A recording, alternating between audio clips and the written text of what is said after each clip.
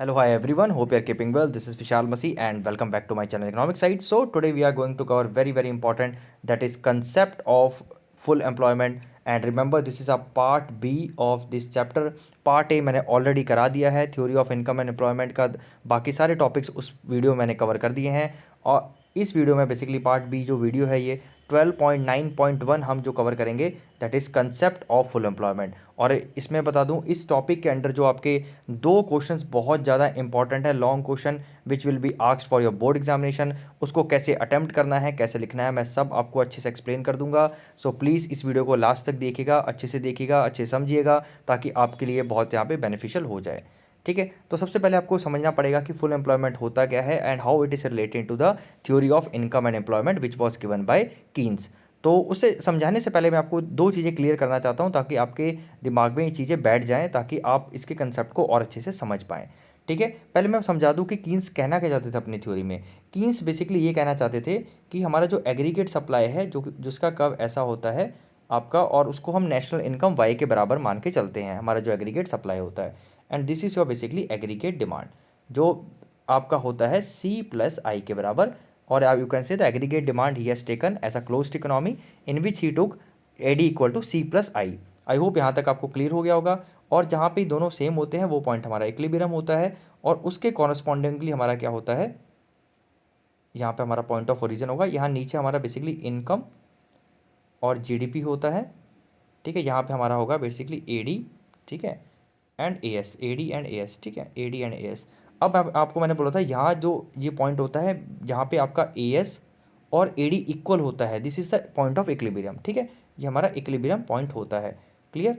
और ये जो इक्विलिब्रियम पॉइंट होता है, इसके कॉरस्पॉन्डिंगली हमारा क्या है, नीचे इनकम या जीडीपी सेट होती है। मतलब हमारे देश का जहाँ पे एग्रीगेट डिमांड एग्रीगेट सप्लाई के बराबर हो जाता है, उसके कॉरस्पॉन्डिंगली हमारी क्या है, जीडीपी सेट होती है। मतलब जिस पॉइंट पे हमारा एडी और एएस हमारा इक्वल होगा, उसी पे हमारा क्या होगा, देश की कितनी जीडीपी हमारे देश की होगी वो सेट होगी। तो इसके कॉरस्पॉन्डिंगली इतनी जीडीपी हमारी सेट हो जाएगी। मान लीजिए ओ क्यू, मतलब ओ क्यू जीडीपी सेट होगी। क्यों?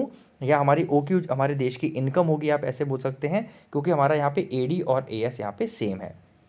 ठीक है, अब कीन्स ने बोला कि मान लीजिए हमें अपनी जीडीपी को इंक्रीज़ करना है, हमें अपने देश की इनकम को इंक्रीज़ करना है, तो हम क्या करेंगे, हम सिंपली क्या करेंगे, इन्वेस्टमेंट को बढ़ा देंगे, हम इन्वेस्टमेंट को इंक्रीज़ कर देंगे। हम यहाँ delta investment basically it mean to say we will increase the investment.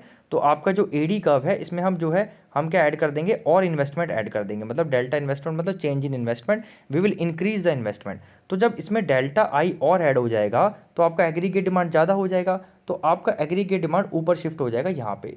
Okay, I hope आपको समझ में आ रहा होगा। थोड़ा सा हॉच पॉच हो रहा है, let me take some other colour. So ये जो हमारा है ए डी, ठीक है, ए डी इक्वल टू, अब ये हमारा है सी प्लस आई प्लस हमारा डेल्टा आई। आई होप यहाँ तक आपको क्लियर हो गया है। मतलब कहने का मतलब है, हमने जो अपना एग्रीगेट डिमांड को ऊपर शिफ्ट कर दिया, इन्वेस्टमेंट को इंक्रीज करके, इसमें और इन्वेस्टमेंट करके हम अपना ए डी कर्व ऊपर ले गए। अब ये जो ए एस कर्व को यहाँ इंटरसेक्ट कर रहा है, राइट, तो इसे हम ई वन मान लेते हैं, और क्योंकि न्यू इक्विलिब्रियम पॉइंट है, और ये है जो हमारा हो गया, इसे मान लेते हैं हम क्यू वन।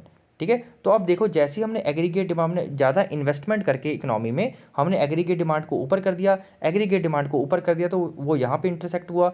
इसके आपके आप कह सकते हो, इसके कॉन्सिक्वेंटली इसकी वजह से क्या हुआ, हमारी जो देश की जीडीपी है या इनकम है वो ज़्यादा सेट होगी। पहले ओ क्यू थी, अब हो गई आपकी O Q one, O Q one हो गई। मतलब कहने का मतलब है ज़्यादा हो गई आपकी।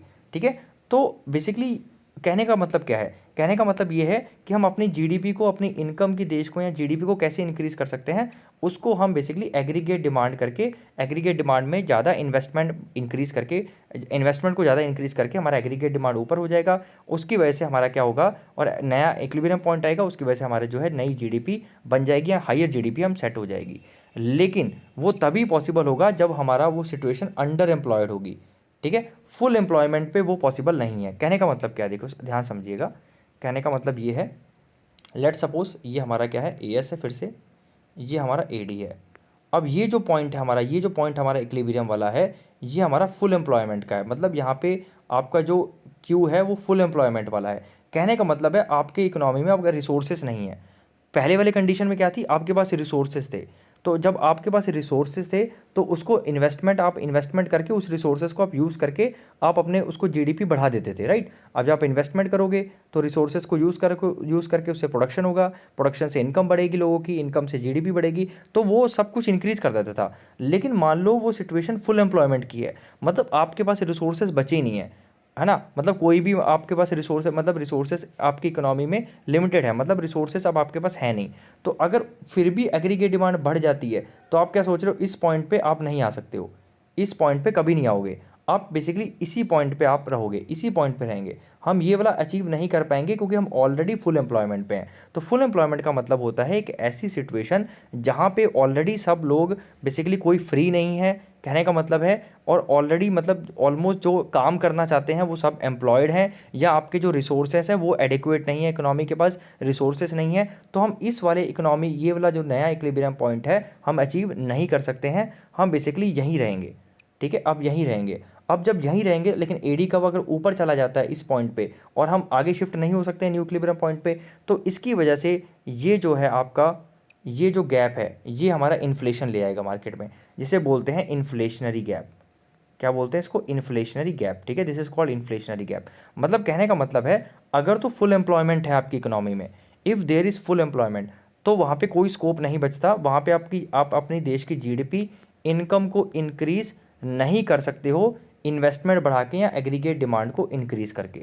अगर आपकी सिचुएशन अंडर एम्प्लॉयड की है, अंडर एम्प्लॉयड मतलब रिसोर्सेज अभी बचे हुए हैं, आपके ह्यूमन कैपिटल, ह्यूमन रिसोर्सेज बचे हुए हैं, तो उनको यूज़ करके, इन्वेस्टमेंट करके, आप उनको बेसिकली यूज़ करके आप प्रोडक्शन को बढ़ा के अपनी जीडीपी इंक्रीज कर सकते हो। लेकिन अगर ऑलरेडी फुल एम्प्लॉयमेंट पे है, मतलब ऑलरेडी जो काम करना चाहते हैं ऑलरेडी कहीं ना कहीं लगे हुए हैं, और आपके पास रिसोर्सेज उतने हैं नहीं, इकोनॉमी में रिसोर्सेज की भी डेफिशिएंसी है, और यहाँ जो लोग हैं वो ऑलरेडी कहीं ना कहीं एम्प्लॉयड हैं, तो आप एग्रीगेट डिमांड को बढ़ा नहीं सकते हैं क्योंकि वो आपका कांस्टेंट हो जाएगा, मतलब ठीक है। तो उस पॉइंट पे अगर फुल एम्प्लॉयमेंट पे अगर आपका एडी बढ़ता है, कहने का मतलब है ये हमारा एडी, लेट सपोज AD1 है, ये AD2 मान लेते हैं इसको, ठीक है, और ये हमारा क्या है, AS है, क्लियर। तो ये जो अब ये इस पॉइंट पे ही रहेंगे, ये पॉइंट हम अचीव नहीं कर पाएंगे, कहने को यहाँ पे इंटरसेक्ट होगा लेकिन हम यहाँ पे आ नहीं पाएंगे।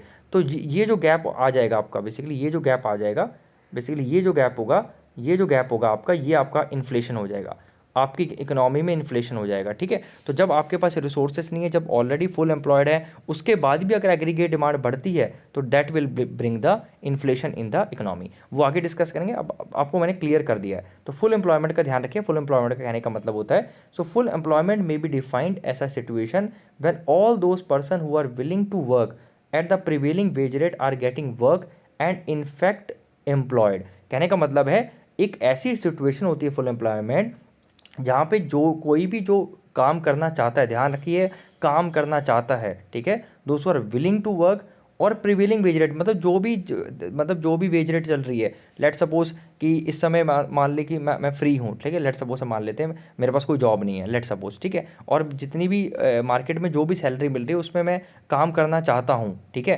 तो मैं काम करना चाहता हूँ मतलब, और एंड गेटिंग वर्क, और मुझे काम मिल भी रहा है, तो मैं फुल एम्प्लॉयड माना जाऊंगा, ठीक है। ध्यान रखिएगा फुल एम्प्लॉयमेंट एक ऐसी सिचुएशन होती है जहाँ पे क्या होते हैं, all those person are willing to work at the prevailing wage rate, ठीक है, जो भी सैलरी या वेज रेट चल रही होगी उस वेज रेट पे वो काम करना चाहते हैं, अपने मन से काम करना चाहते हैं, और उनको काम मिल भी रहा है और वो एम्प्लॉयड हैं भी, ठीक है। तो ये होती है, कहने का मतलब है यहाँ पे कि लोग जो काम करना चाहते हैं वो कहीं ना कहीं लगे हुए हैं, वो खाली नहीं बैठे हैं, ठीक है। ये होती है हमारी फुल एम्प्लॉयमेंट, ठीक है।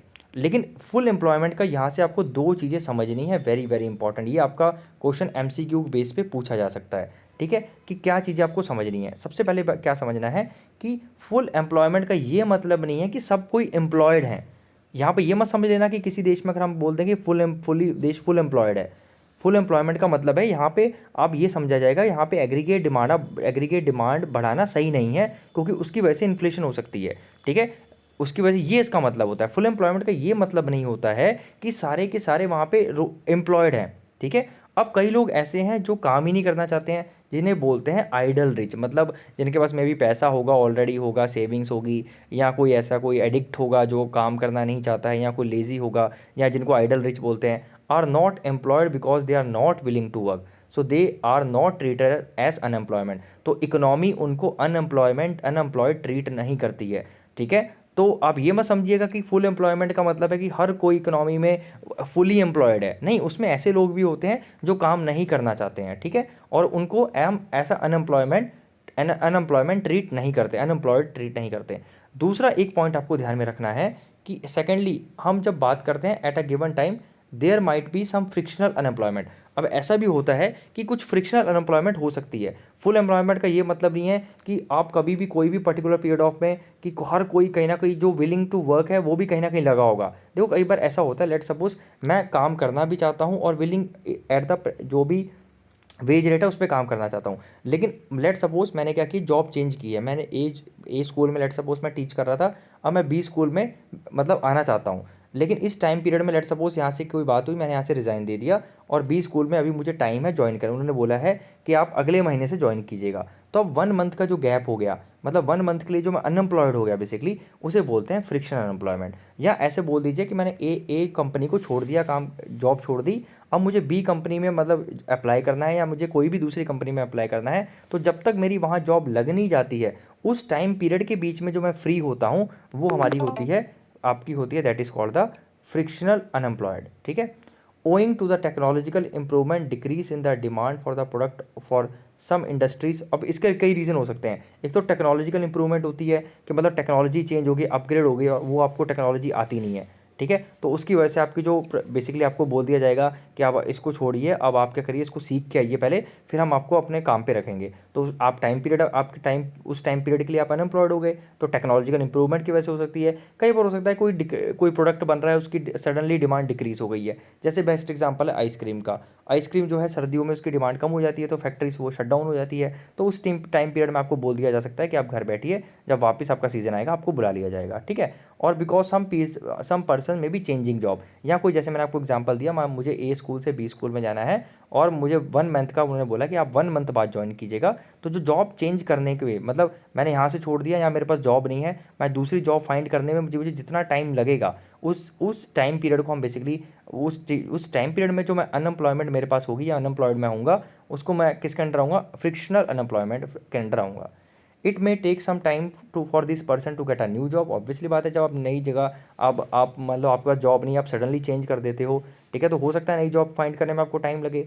So these persons may remain temporarily unemployment। experience of the developed countries indicates 3 to 4%। ठीक है, ध्यान रखना कि एक डेवलप्ड कंट्री का अगर हम देखा जाए तो डेवलप्ड कंट्रीज़ में यूजुअली 3 to 4% आपका हर समय आपको फ्रिक्शनली अनएम्प्लॉयड मिल जाते हैं, मतलब जो लोग अपने इन रीजंस की वजह से जो है अनएम्प्लॉयड होता है। ठीक है, तो फुल एम्प्लॉयमेंट का ये मतलब नहीं है कि वहाँ पे सारे लोग एम्प्लॉयड हैं। सबसे पहले वहाँ पे वो लोग भी खाली हो सकते हैं जो काम नहीं करना चाहते, जिनको आइडल रिच बोलते हैं।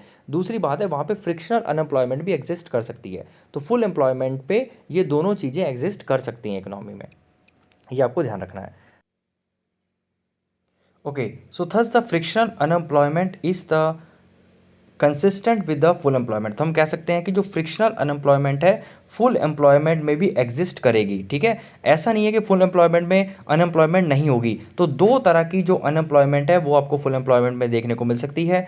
एक तो आपकी फ्रिक्शनल होती है और दूसरी जो मैंने आपको बताया था that is the voluntary unemployment, मतलब जो कोई काम करना ही नहीं चाहता है, जिसको आइडल पुअर या आइडल रिच बोलते हैं बेसिकली। ठीक है, मतलब जो विलिंग ही नहीं है बेसिकली काम करने के लिए। सो that is also comes under the full employment. तो फुल एम्प्लॉयमेंट में दो तरह की आपकी एक अनएम्प्लॉयमेंट एग्जिस्ट करती है। एक तो आपकी फ्रिक्शनल है, दूसरी आपकी वॉलेंट्री है।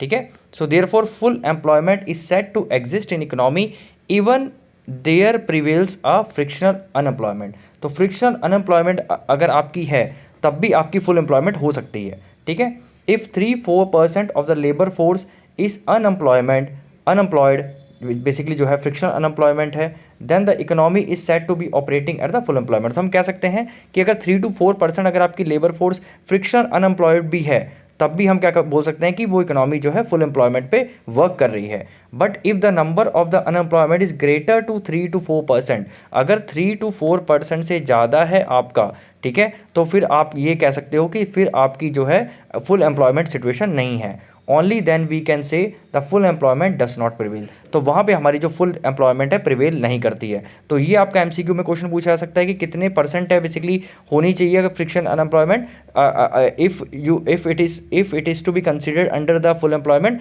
तो आप बोलोगे 3 to 4%। 3 to 4% से ज़्यादा नहीं होनी चाहिए, ठीक है। और उसके अगर 3 to 4% से ज़्यादा है तो वो फुल एम्प्लॉयमेंट की सिचुएशन इकोनॉमी में नहीं होगी। तो चलिए फिर नेक्स्ट टॉपिक डिस्कस करते हैं, that is voluntary and involuntary unemployment. तो मैंने ऑलरेडी बता दिया, इसको ज़्यादा डीप पढ़ने की जरूरत नहीं है, आपको पता होना चाहिए कि वॉलेंट्री अनएम्प्लॉयमेंट क्या होती है। इसकी डेफिनेशन बहुत इंपॉर्टेंट है, डेफिनेशन आप याद कर लेंगे कि voluntary unemployment refers to the those person who are voluntarily unemployed, मतलब जो कोई काम करना ही नहीं चाहता है अपने मर्जी से, बेसिकली जो अनएम्प्लॉयड है अपने चॉइस से, वो हमारा है बेसिकली आपका वॉलेंट्री अनएम्प्लॉयड, ठीक है, जिसको हम बेसिकली आइडल रिच या आइडल पुअर भी बोलते हैं। Next that is involuntary. Involuntary का कहने का मतलब है कि एक ऐसी अनएम्प्लॉयमेंट होती है जहाँ पे कोई लोग काम करना चाहता है, विलिंग टू वर्क है और प्रिवेलिंग वेज रेट पे है, लेकिन उनको काम नहीं मिल रहा है, तो वो आपकी क्या होगी, इनवॉलेंट्री आपकी अनएम्प्लॉयमेंट होगी। तो ये आपको ध्यान रखना है। So they are unemployment against their wish, क्योंकि उनको काम चाहिए लेकिन काम मिल नहीं रहा है। So looked from their point this point of view, तो अगर हम ये पॉइंट ऑफ व्यू देखें तो क्या हमारी जो है बेसिकली एक स्टेटमेंट निकल के आती है कि अनएम्प्लॉयमेंट एक ऐसी सिचुएशन होती है when there are some abled bodied person, मतलब जो फिजिकली फिट है, वो उनके पास एबिलिटी है काम करने की और वो करना भी चाहते हैं, और जो प्रिवेलिंग वेज रेट है मार्केट में, जो भी उनको जो वेज रेट मिल रही है उस पर वो काम करने के लिए तैयार हैं, but are not able to find work, लेकिन वो काम उनको नहीं मिल रहा है, which may yield them some regular income, जिनसे वहाँ पे उनको रेगुलर इनकम मिल सके। बेसिकली उन्हें कोई नौकरी नहीं मिल रही है, वो कर सकते हैं काम, फिजिकली एबल्ड हैं और basically they are willing to work also at the prevailing wage rate, ठीक है, still they are not able to find the work at the existing wage rate and for the basic आपकी जो regular income है, so that is called the unemployment. तो ये आपकी proper full function जो आपकी जो अनएम्प्लॉयमेंट की डेफिनेशन हो गई। So unemployment therefore is a situation when a person is without work involuntary but not voluntary. तो हम ये बेसिक लैंग्वेज में हम ये कह सकते हैं कि जो अनएम्प्लॉयमेंट है कि एक ऐसी सिचुएशन होती है जिसमें पर्सन क्या है, इनवॉलेंटरली जो है आप कह सकते हो अनएम्प्लॉयड होता है, ठीक है, नॉट वॉलेंटरली, आपको ध्यान में रखना है। Okay, now we are going to discuss that is 12.10 excess demand and the deficient demand and measures to correct them। तो हमारी जो इकोनॉमी में दो प्रॉब्लम्स आपको देखने को मिल सकती हैं, एक होती है एक्सेस डिमांड, ठीक है, एक्सेस डिमांड, और दूसरी होती है हमारी that is a deficient demand. Okay, deficient demand. तो अब बोर्ड एग्जाम में आपका कैसे क्वेश्चन पूछा जाएगा, आपका लॉन्ग क्वेश्चन आता है जनरली इसमें कि explain the excess demand with the help of diagram and measures to correct them. तो मान लीजिए 5 या 6 मार्क्स का क्वेश्चन पूछ लेंगे, उसमें क्या पूछा जा सकता है, आपको एक्सेस डिमांड को एक्सप्लेन करो डायग्राम के साथ, प्लस वहाँ पे 2 मेजर्स उसको बताओ कैसे करेक्ट करना है। ऐसे ही आपका ये भी आ सकता है कि एक्सप्लेन द डेफिशिएंट डिमांड, ठीक है, डेफिशिएंट डिमांड को एक्सप्लेन करो डायग्राम के साथ और उसके भी मेजर्स करो, उसे कैसे सही किया जा सकता है। कि मतलब एक्सेस डिमांड का वो सिचुएशन होती है एक्सेस डिमांड कि हमारा जब एग्रीगेट डिमांड बहुत ज़्यादा हो जाता है एग्रीगेट सप्लाई से, उसे बोलते हैं एक्सेस डिमांड। और डेफिशिएंट डिमांड क्या होती है, जब हमारी एग्रीगेट डिमांड बहुत कम हो जाता है या एग्रीगेट सप्लाई ज़्यादा हो जाती है, हमारी क्या कह सकते हैं, हमारी एग्रीगेट डिमांड कम हो जाता है बहुत ज़्यादा, then it is called the deficient demand, ठीक है। तो ये दोनों बेसिकली आपको ध्यान में रखने हैं। तो इसके मेजर्स भी होते हैं करेक्ट करने के, एक्सेस डिमांड के क्या मेजर्स है, डेफिशिएंट डिमांड के क्या करने मेजर्स हैं, वो भी आगे डिस्कस करेंगे। तो फिलहाल के लिए अब हम पहले एक्सेस डिमांड को डिस्कस कर लेते हैं। तो ये क्वेश्चन कैसे बनेगा कि explain the excess demand with the help of diagram and how to correct them, या इसके मेजर्स टू करेक्ट दैम, ठीक है। तो स्टार्ट करते हैं। The most important contention of the Keynesian economics is that it's not necessarily that the equilibrium level of income in the economy is attained at the full employment. ये जरूरी नहीं है कि जो हमारा इक्विलिब्रियम होता है, ठीक है, जैसे इक्विलिब्रियम हमारा मान लीजिए ए एस है, ये हमारा ए डी है, तो इक्विलिब्रियम हमारा यहाँ अचीव होता है, तो ये जरूरी नहीं है कि ये जो पॉइंट है हमारा फुल एम्प्लॉयमेंट पे हो, ठीक है। हमारे पास अभी भी हमारे रिसोर्सेज जो हो सकते हैं वो यूटिलाइज ना हुआ हो, हमारे लेबर अभी भी खाली बैठा हुआ, अभी भी लोग ऐसे हैं जिनको काम नहीं मिल रहा हो, तो उनको हम यूटिलाइज करके अपना एग्रीगेट डिमांड इन्वेस्टमेंट करके हम अपना जो है आउटपुट, अपना नेशनल इनकम को बढ़ा सकते हैं। लेकिन अगर आपकी फुल एम्प्लॉयमेंट की सिचुएशन ऑलरेडी है, ठीक है। इफ़ सपोज आपकी ऑलरेडी फुल एम्प्लॉयमेंट की सिचुएशन है, ऑलरेडी फुल एम्प्लॉयमेंट की सिचुएशन है, तो वहाँ पे कोई भी स्कोप नहीं बचता, आप अपना नेशनल इनकम को इंक्रीज नहीं कर सकते हैं। ठीक है, मैं आगे आप यहाँ से रीड करके आपको बता भी दूंगा। तो आपको ये ध्यान रखना है कि नेशनल इनकम या आप कह सकते हो जो आपका वाई होता है, ठीक है, नेशनल इनकम या जो वाई होता है बेसिकली जो एग्रीगेट सप्लाई के इक्वल होता है, वो कब इंक्रीज नहीं कर सकता है। तो आपको ध्यान रखना, अगर आप ऑलरेडी फुल एम्प्लॉयमेंट आप पे है, economy already full employment situation पे है, तब आपका जो है बेसिकली नेशनल इनकम बढ़ नहीं सकता है, तब आपका वहाँ पे स्टेबल हो जाएगा। ठीक है, अगर अंडर एम्प्लॉयड है तो फिर इंक्रीज कर सकता है। अब मैं आपको इस डायग्राम से सब एक्सप्लेन करता हूँ, उसके बाद आपको यहाँ पे रीड करा देता हूँ। देखिए बहुत बहुत इंपॉर्टेंट है, आपको समझना जरूरी है। ठीक है, सबसे पहले एक्स एक्सिस में आपका इनकम शो होता है, दैट इज नेशनल इनकम, और आपका जो वाई है that is desired aggregate expenditure, मतलब डिजायर्ड हमारा जो बेसिकली एडी जो है आपका, ठीक है, वो आपका शो होता है। ठीक है, यहाँ पे आपका ये आपका y equal to A S है, y इक्वल टू यहाँ पे ए एस लिखिएगा आप।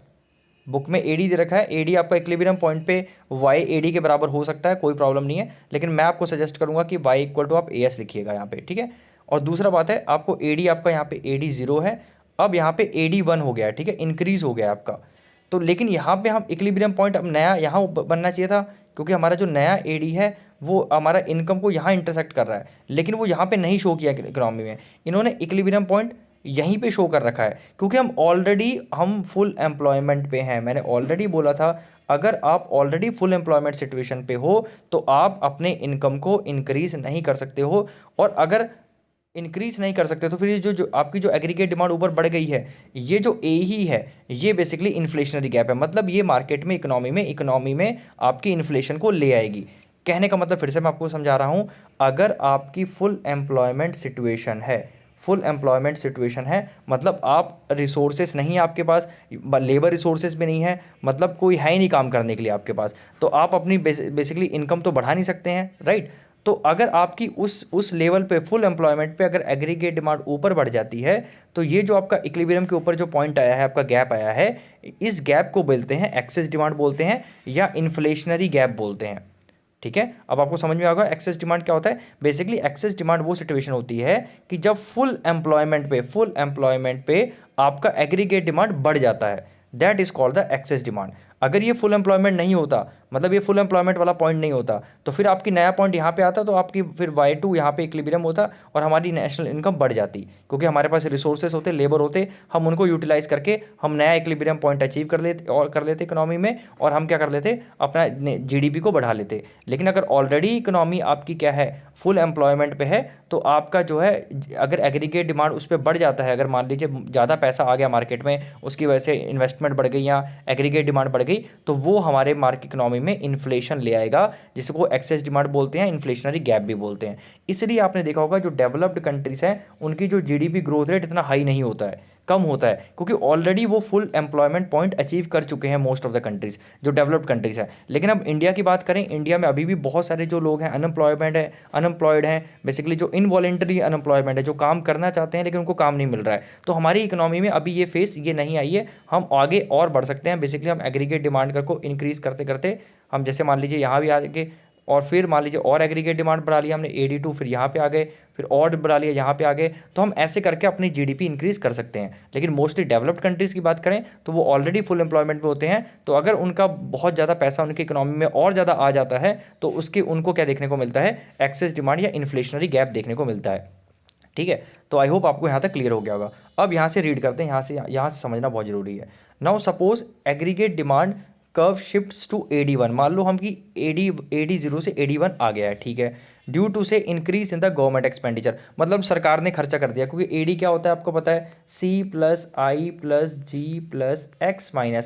तो कोई भी चीज़ इंक्रीज होगी, इसमें से कोई भी चीज़ इंक्रीज होगी तो आपका एग्रीगेट डिमांड ऊपर चला जाएगा, ऑब्वियसली बात है, एग्रीगेट डिमांड इंक्रीज हो जाएगा। तो यहाँ इन्होंने मान लिया कि मान लो कि गवर्नमेंट एक्सपेंडिचर बढ़ा दिया है, गवर्नमेंट ने ज़्यादा एक्सपेंड करना शुरू कर दिया इकोनॉमी में, तो ऑब्वियसली बात है एग्रीगेट डिमांड आपका बढ़ जाएगा, एग्रीगेट डिमांड बढ़ जाएगा तो AD0 से AD1 चला जाएगा, लेकिन आउटपुट इंक्रीज नहीं होगा इकोनॉमी में, आपका, क्योंकि ऑलरेडी वो फुल एम्प्लॉयमेंट पे है आउटपुट, ठीक है। तो आपको ध्यान रखना है कि जो आउटपुट है आपका, ये आपका बेसिकली आउटपुट है, ये आउटपुट है, ये आपका इंक्रीज आगे नहीं शिफ्ट होगा, आपका इस पॉइंट पे नहीं आएगा, क्योंकि ऑलरेडी ये जो ऑलरेडी फुल एम्प्लॉयमेंट पे ऑलरेडी इकोनॉमी है।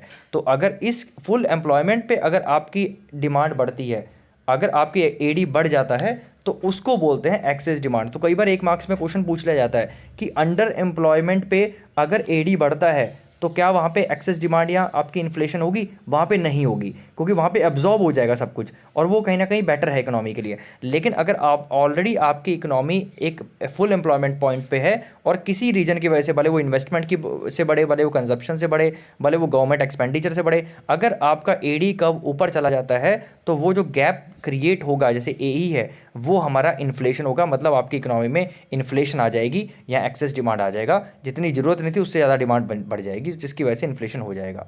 आई होप आप यहाँ तक आपको क्लियर होगी, ठीक है। So in the economy a rise in the government expenditure has created the excess demand equal to AD, क्योंकि हमारे पास रिसोर्सेज नहीं है, हमारे पास लेबर नहीं है कि हम जो बढ़ी हुई डिमांड है उसको पूरा कर सके, क्योंकि हमें प्रोडक्शन आउटपुट हम बढ़ा नहीं सकते, क्योंकि हमारे पास रिसोर्सेज नहीं है। तो वो जो बढ़ी हुई डिमांड है वो अल्टीमेटली इकोनॉमी में इन्फ्लेशन ले आएगी। The amount by which the actual aggregate demand exceeds the aggregate output corresponding to the full employment level in the economy is known as excess demand. तो मैंने ऑलरेडी बता दिया कि the amount by which the aggregate actual aggregate demand, आपका जो पहले ये था एडी था, एडी 0 था, वो इंक्रीज होकर आपका एडी 1 हुआ है, ठीक है।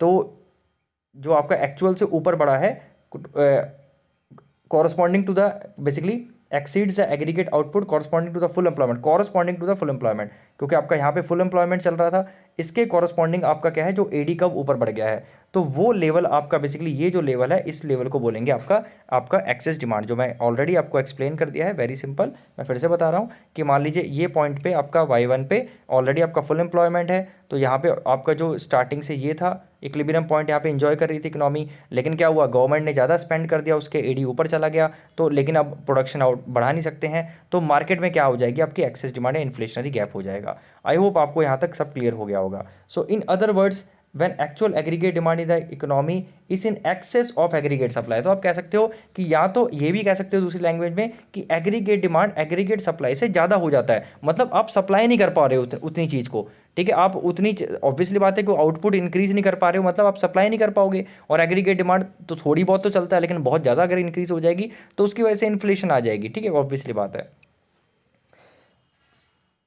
Supply corresponding to the full employment the demand is called the excess demand. तो मैं फिर से बता रहा हूँ, in other words when the actual aggregate demand in the economy is in excess of aggregate supply corresponding to the full employment, very very important. अगर यहाँ पे होता corresponding to the under employment level तो फिर नहीं होता, फिर तो हम क्या करते, उसको एब्जॉर्ब कर लेते, हम उसको प्रोड्यूस कर लेते, क्योंकि हमारे पास रिसोर्सेज भी होते हैं, हमारे पास लेबर भी होता, लेकिन हम ऑलरेडी फुल एम्प्लॉयमेंट लेवल पे हैं। तो फुल एम्प्लॉयमेंट लेवल पे अगर आपका एग्रीगेट डिमांड इंक्रीज होता है तो एग्रीगेट सप्लाई आपकी इंक्रीज नहीं हो सकती है कोई भी रीजन की वजह से, उसकी वजह से आपका एक्सेस डिमांड जो है मार्केट में आ जाएगा, एक्सेस डिमांड की वजह से आपकी बेसिकली इन्फ्लेशन आ जाएगी मार्केट में। तो यही आपका होता है inflationary gap.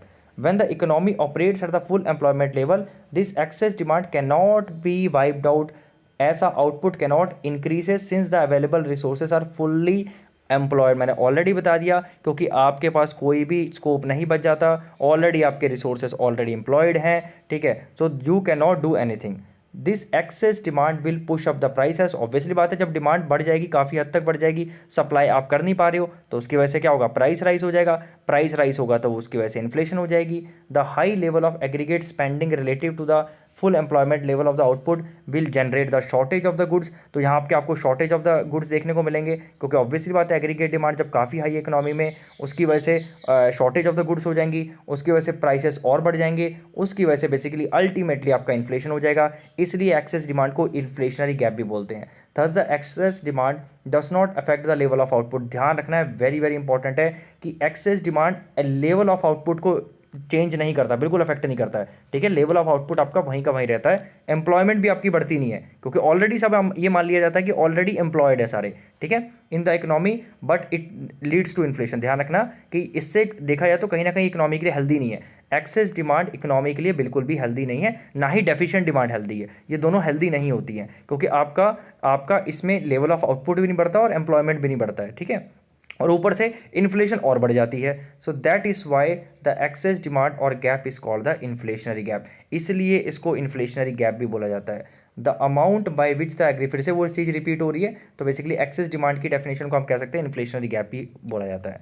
So excess demand may be caused by the various, अब क्या क्या रीजंस की वजह से एक्सेस डिमांड हो सकता है, इसको रटने की कोई ज़रूरत नहीं है, वेरी सिंपल है। एग्रीगेट डिमांड हमारा क्या होता है, सी plus I plus G plus X minus M होता है। तो जब हमारा कंजप्शन एक्सपेंडिचर बढ़ जाएगा, मतलब सी बहुत इंक्रीज हो जाएगा, तब भी आपका एडी ऊपर चला जाएगा। या तो आपका प्राइवेट इन्वेस्टमेंट एक्सपेंडिचर बढ़ जाए, आई बढ़ जाए, तब भी आपका एग्रीगेट डिमांड इंक्रीज हो जाएगा, एक्सेस डिमांड हो सकती है। गवर्नमेंट बहुत ज़्यादा स्पेंड करने लग जाए, तब भी आपका क्या हो जाएगा, गवर्नमेंट बहुत ज़्यादा स्पेंड करने लग जाए और टैक्सेशन बहुत कम हो, मतलब लोगों से बहुत टैक्स कम लिया जा रहा हो और सरकार बहुत स्पेंड कर रही हो, तो इसका मतलब है लोगों की इनकम और बढ़ जाएगी। लोगों की इनकम बढ़ जाएगी तो एग्रीगेट डिमांड और बढ़ जाएगा। और आपका दूसरा है इंक्रीज इन एक्सपोर्ट, मतलब आपका एक्सपोर्ट बहुत ज़्यादा बढ़ जाए। और लास्ट एक पॉइंट है आपका, that is increase in money supply, मतलब मार्केट में मान लीजिए मनी सप्लाई बढ़ जाता है, मतलब जो बैंक्स हैं वो लोन्स ज़्यादा प्रोवाइड कर रहे हैं लोगों को, लोगों के पास पैसा ज़्यादा आ गया है ऐसा लोन, ठीक है, तो उसकी वजह से भी क्या होता है, मनी सप्लाई बेसिकली आप समझ लो लोन, आप क्रेडिट, अगर लोगों को बहुत इजीली क्रेडिट मिल जा रहा है और बहुत अच्छा खासा क्रेडिट मिल जा रहा है, तो उसकी वजह से मार्केट में पैसा बढ़ जाएगा, उसकी वजह से एग्रीगेट डिमांड जो है बढ़ जाएगी। क्योंकि जब मनी सप्लाई उनके पास पैसा लोगों के पास आएगा तो सी भी बढ़ जाएगा, आई भी बढ़ जाएगा, क्योंकि ये दोनों चीज़ें पब्लिक ही, बेसिकली पब्लिक के अंडर ही होता है ना, लोगों के अंडर होता है, तो कंजप्शन भी बढ़ जाएगा, इन्वेस्टमेंट बढ़ जाएगा, उसकी वजह से आपका एडी ओवरऑल बढ़ जाएगा। तो ये आपको फैक्टर्स हैं, आपको रटने की जरूरत नहीं, बस इसको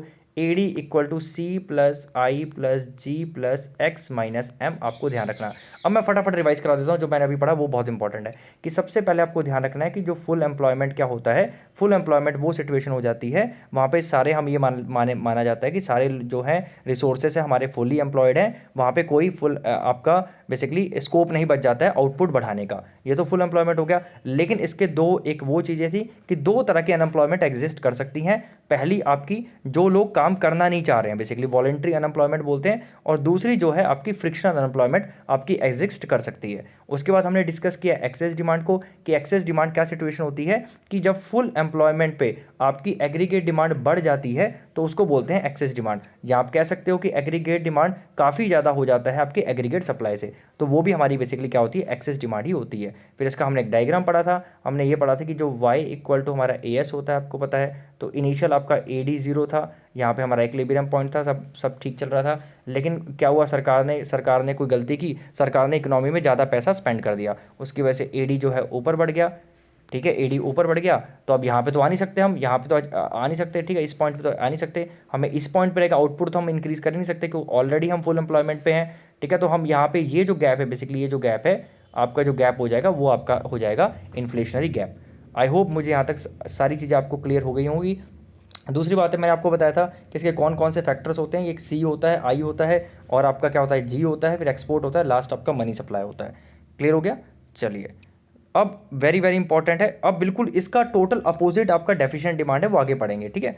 तो अब है इसके मेजर, इसको कैसे ठीक किया जा सकता है, मतलब मार्केट में अब एक्सेस डिमांड आ गई, इकोनॉमी में एक्सेस डिमांड चल रही है, या आप कह सकते हो इन्फ्लेशन चल रही है, ठीक है, इन्फ्लेशन चल रही है, आप ऐसे समझना इन्फ्लेशन चल रही है। अब ये समझो कि इन्फ्लेशन चल रही है मार्केट में, तो उस मार्केट में मतलब इकोनॉमी में, पूरी कंट्री की बात कर रहा हूँ कि इन्फ्लेशन चल रही है कंट्री में, तो उसको कैसे सही किया जा सकता है। देखो उसको दो तरीक़ों से सही किया जा सकता है। इकोनॉमी के पास ओवरऑल दो टूल होते हैं, ध्यान रखना।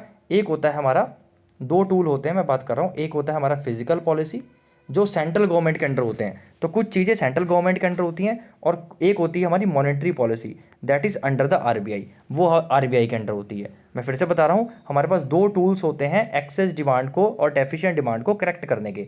एक है आपका फिजिकल पॉलिसी, फिजिकल पॉलिसी होती है सेंट्रल गवर्नमेंट की पॉलिसी, अब फिजिकल पॉलिसी के अंडर क्या क्या आएगा अभी पढ़ते हैं। और दूसरा है हमारा मॉनेटरी पॉलिसी, मॉनेटरी पॉलिसी होती है आरबीआई के अंडर। तो हम सबसे पहले पढ़ते हैं फिजिकल पॉलिसी, जो कि केंद्र सरकार के अंडर होती है। तो केंद्र सरकार कैसे करेगी, कैसे बेसिकली एक्सेस डिमांड या इन्फ्लेशन को करेक्ट कर सकती है, very important. Physical policy can be used effectively to reduce the excess demand, ये बहुत अच्छे से यूज़ किया जा सकता है। कैसे यूज़ किया जा सकता है, तो सबसे उससे पहले आपको ये पता होना चाहिए कि फिजिकल पॉलिसी के अंडर सरकार के पास क्या क्या होता है, क्या क्या इंस्ट्रूमेंट होते हैं। एक होता है टैक्सेशन, एक होता है पब्लिक एक्सपेंडिचर, एक होता है पब्लिक बोरोइंग। मतलब फिजिकल पॉलिसी के अंडर तीन चीज़ें केंद्र सरकार के अंडर होती हैं। एक तो टैक्सेशन, सरकार उसे टैक्स को कम कर सकती है या बढ़ा सकती है। दूसरी बात है सरकार का खर्चा मतलब पब्लिक एक्सपेंडिचर मतलब सरकार खर्चा, सरकार खर्चे को बढ़ा सकती है या कम कर सकती है। और दूसरा है हमारा पब्लिक बोरोइंग, या सरकार लोगों से ले सकती है ऐसा लोन, लोगों से ले सकती है या पीपल से या बड़े बड़े इंडस्ट्रीज उनसे पैसा ऐसा लोन ले सकती है। तो तीन चीज़ें सरकार कर सकती है। अब मेरी बात ध्यान सुनो कि मार्केट में चल रही है एक्सेस डिमांड, मतलब इन्फ्लेशन चल रही है, ठीक है। तो इन्फ्लेशन में टैक्सेस को क्या किया कम किया जाएगा, बढ़ाया जाएगा। सबसे पहले आप देखो कि इन्फ्लेशन है क्यों। इन्फ्लेशन आपका इसलिए है क्योंकि आपकी एग्रीगेट डिमांड ज़्यादा हो रही है। अब एग्रीगेट डिमांड को आपको कम करना है, तो एग्रीगेट डिमांड को कम करना होता है तो मार्केट से आपको पैसा या इकोनॉमी से आपको पैसा कम करना है, लोगों से पैसा कम करना है, तभी इन्फ्लेशन कंट्रोल में आएगी, क्योंकि इन्फ्लेशन हमारी एग्रीगेट डिमांड की वजह से यहाँ बढ़ी हुई है, ठीक है। तो अब लोगों से पैसा कम करना है, तो जो टैक्सेशन को सरकार कैसे यूज़ करेगी, वेरी सिंपल, टैक्सेशन को सरकार बढ़ा देगी, टैक्सेस को बढ़ा देगी और नए टैक्सेस को इंट्रोड्यूस कर देगी, ताकि जो लोगों का जो पैसा है वो सरकार अपने पास रख लें, सरकार उसको एब्जॉर्ब कर ले, ठीक है, ताकि जो एग्रीगेट डिमांड है और ज़्यादा ना बढ़ जाए। तो government can use the instrument of taxation to correct the excess demand. The government should impose new taxes and raise the rate of existing taxes, मतलब जो ऑलरेडी टैक्सेस हैं उनको बढ़ा दे और नए टैक्सेस को इम्पोज कर दे। उससे क्या होगा, जो एक्स्ट्रा पैसा है, जो ज़्यादा पैसा मार्केट में हुआ है उसको एब्जॉर्ब कर दिया जाएगा। उसकी वजह से बेसिकली हमारा जो है कंजप्शन एक्सपेंडिचर वो भी नीचे हो जाएगा, हमारा जो इन्वेस्टमेंट एक्सपेंडिचर है वो भी नीचे हो जाएगा, क्योंकि आप टैक्सेस बढ़ा दोगे तो लोगों का पैसा और प्राइवेट कंपनीज का पैसा सरकार के पास आ जाएगा। उसकी वजह से हमारा एडी कम हो जाएगा और वापिस हम इक्विलिब्रियम पॉइंट पे आ जाएंगे, ठीक है।